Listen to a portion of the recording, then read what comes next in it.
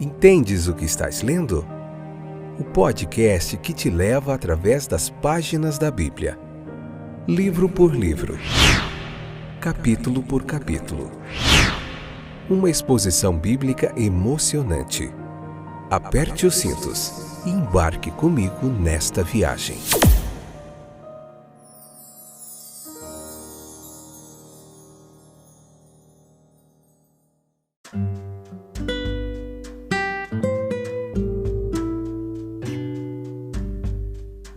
Olá, estou de volta, eu sou o Fábio e esse é mais um fantástico episódio do podcast Entendes o que estás lendo, Lucas capítulo 16, a quarta parte. Vamos encerrar hoje o capítulo 16, Lucas vai até o capítulo 24, se eu não me engano.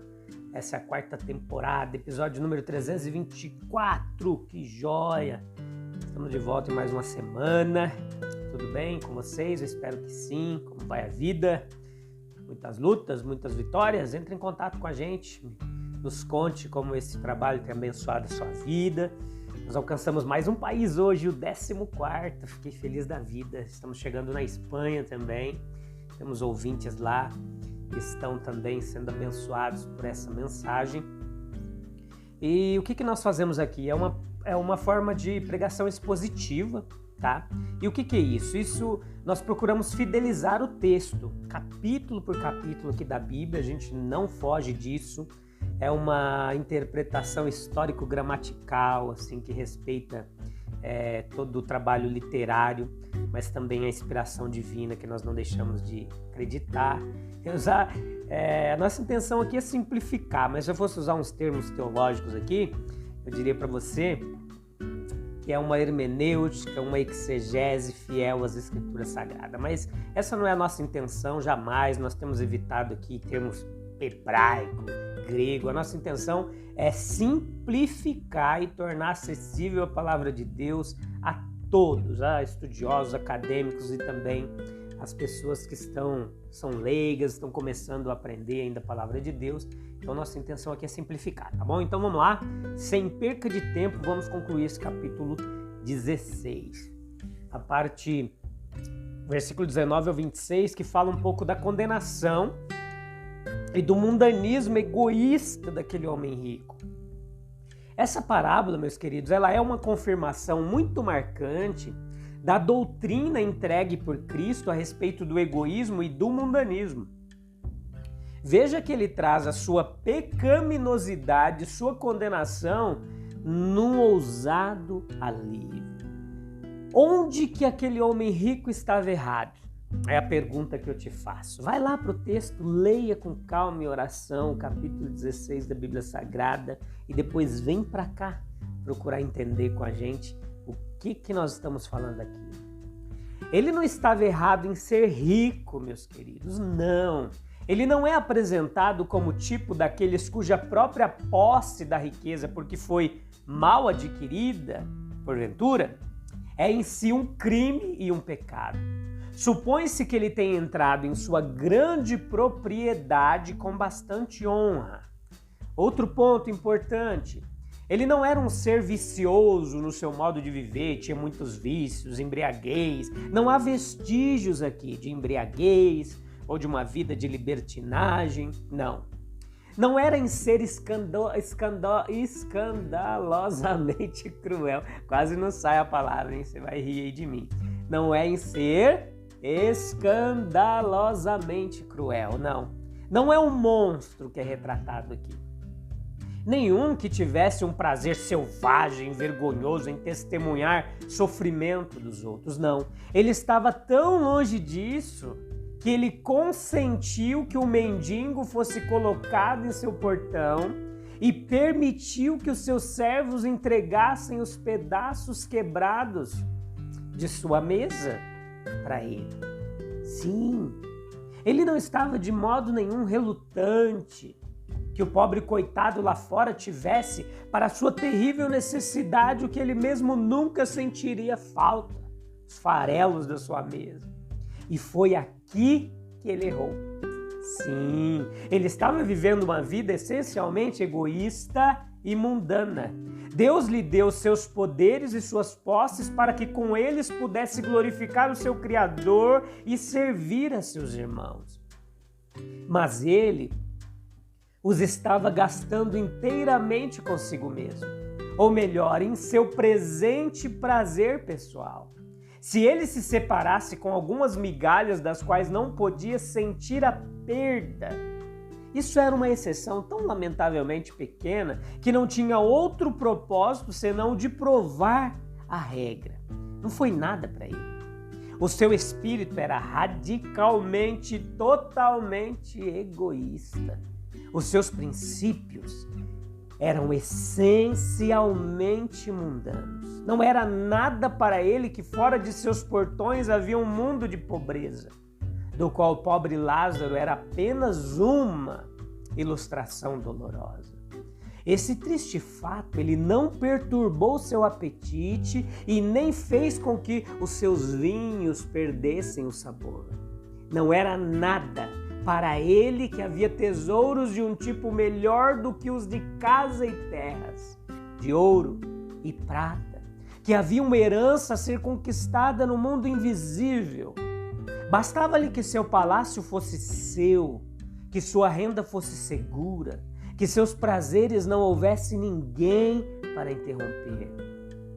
O egoísmo e o mundanismo caracterizavam seu espírito, demonstravam que ele havia escurecido e degradado a sua vida e selado o seu destino. Mas Jesus Cristo não estava agora revelando o mundo futuro para os olhos curiosos. Ele estava simplesmente usando a linguagem corrente e imagens familiares para nos dar, a mim, a você, a nós, entender que o homem que viveu uma vida egoísta e mundana, ele encontrará severa condenação e uma pena grave no mundo vindouro. Uma penalidade em relação à qual ele não tem o direito de esperar mitigação ou alguma liberação. Não. Meus queridos, não se esqueçam, as nossas vidas, elas são governadas por Deus. Jogar as migalhas a Lázaro está longe de cumprir a lei de Cristo, como diz lá Gálatas 6:2, para que nós venhamos cumprir a lei de Cristo. Devemos ir muito além dessa bondade de dar uma migalha para alguém. Nós devemos ter um coração que tenha misericórdia dos pobres e necessitados. Uma alma que simpatize com eles verdadeiramente e compartilhe dos seus fardos. Uma mão generosa para ajudá-los. A tristeza e o pecado do mundo devem estar em nosso coração como um peso sério e pesado. Devemos estar prontos para fazer um esforço sincero para acalmar um e subjugar o outro. Veja que a pobreza estava no portão da riqueza. Assim como o rico da parábola não podia entrar em sua casa sem ver Lázaro deitado em trapos e chagas, feridas no seu portão, nós também não podemos passar os nossos dias sem ficar impressionados com o fato de que os pobres nós temos conosco e, de fato, ao nosso redor. Lázaro jaz deitado no nosso portão. Sim. Não só temos um mendigo profissional que adotou a mendigagem como meio de subsistência, mas temos todo um exército de desafortunados que foram incapacitados por algum meio e que não podem trabalhar nem para comer, nem para o seu sustento. Temos também outra grande e igualmente lamentável multidão de mal pagos, subempregados, que não ganham o suficiente em seus empregos para sustentar a si mesmos ou suas famílias. E assim acontece em nosso mundo hoje, lado a lado com a competência, com a riqueza, com a inestimável riqueza, está a pobreza andando de trapos, deitada na solidão, tremendo de frio e fome. É uma visão triste, numa terra cristã. E não é triste sozinha, é alarmante, pois tais extremos está cheio de maldade e perigo. A grande riqueza, ela leva ao luxo. O luxo a um falso padrão de valor e a um falso propósito de vida. O coração orgulhoso, um porte altivo, em circunstâncias onde muitas vezes não há necessidade de trabalho duro nem paciente, tem todas as oportunidades de prazer e lazer, e aí que é o perigo, que muitas ervas daninhas crescem rapidamente e as melhores flores que crescem no jardim do Senhor muitas vezes definham. A esmola ela só pode tocar a margem da dificuldade. Sim. Onde pode haver uma melhor distribuição de riquezas da terra, meus queridos. Mudanças econômicas podem ter papel valioso e desempenhar um papel importante nessa questão, mas ainda nós não estamos de acordo quanto ao melhor caminho a seguir. Há muita controvérsia, mas é a renovação espiritual que deve ser a principal fonte de reconstrução social. Mude o caráter, que você mudará a condição dos homens. A única força que efetuará isso é a verdade redentora e regeneradora de Deus, tornada conhecida através das vidas santas, verdadeiramente santas, não religiosos hipócritas, e nas palavras amorosas dos verdadeiros discípulos de Jesus Cristo. É uma ilusão perigosa, meus queridos. O rico, ele viu-se sujeito à pena de uma vida egoísta, mundana, e aí ele começa a pensar nos seus 5 irmãos, desejando para eles a vantagem que ele mesmo não possuía, e ele orou para que um visitante do mundo invisível pudesse aparecer para eles e avisá-los do perigo em que eles se encontravam. Veja que ele achava que esse privilégio extraordinário faria para eles o que as influências comuns ao seu redor não haviam feito.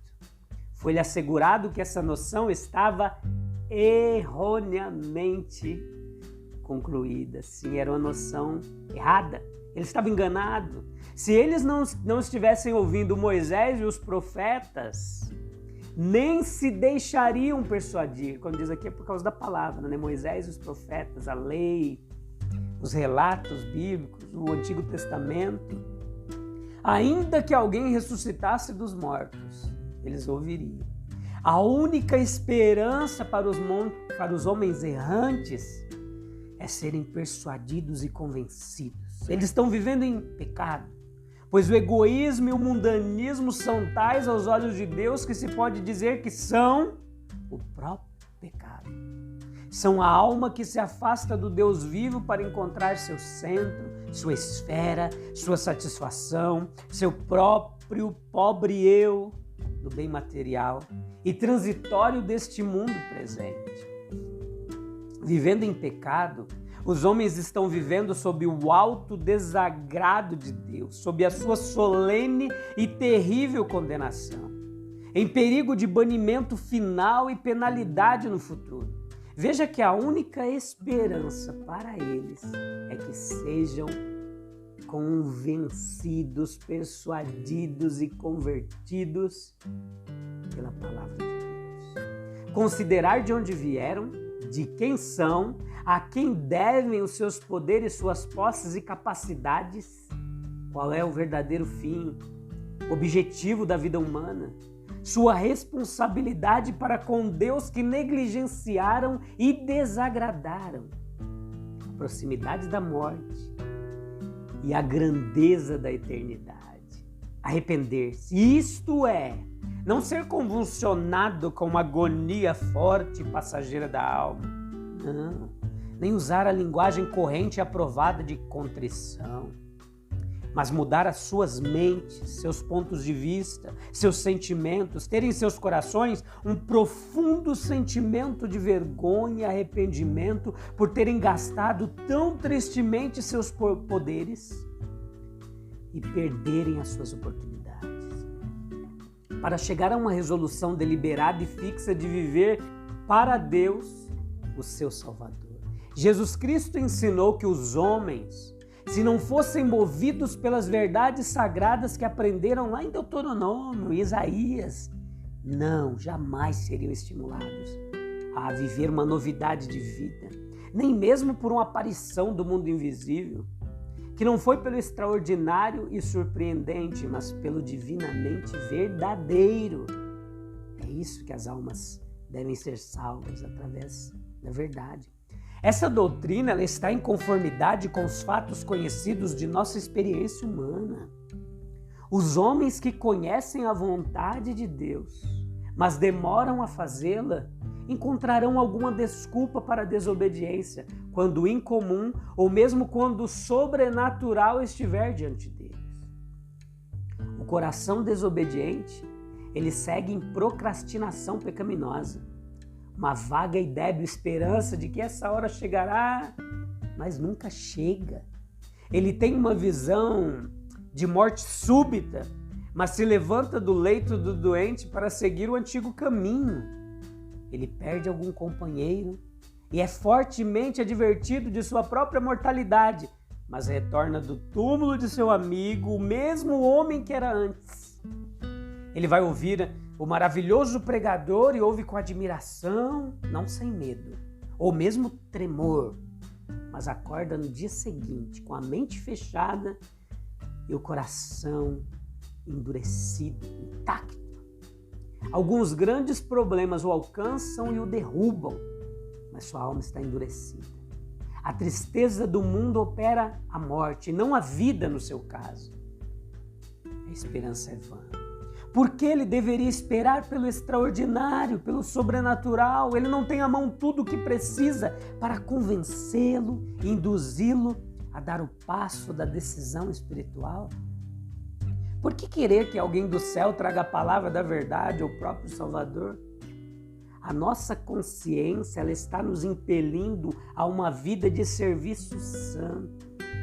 A nossa razão nos diz que o nosso bem-estar presente e eterno está ligado ao perdão e ao favor do Deus vivo, sim, em cujo poder estamos, que mantém todo o nosso futuro em sua mão soberana.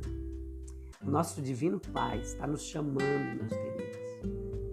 Ao seu lado, ao seu lar, a sua mesa está esperando-nos. Está nos esperando para receber, nos receber. O nosso gracioso Salvador está nos convidando a uma confiança imediata e absoluta em si mesmo. O Espírito de Deus está suplicando e lutando conosco. Não há razão, não há desculpa para o único dia de atraso. Todo aquele a quem é correto ouvir, tudo a que é sábio prestar atenção diz: vem. Você já veio ou você já foi aos pés do Salvador? Espero que sim. E vamos juntos, caminhando firmes e constantes, sempre avantes. Eu te encontro no próximo episódio, para a gente dar início a um próximo capítulo. É breve. Deus abençoe. Tchau, tchau.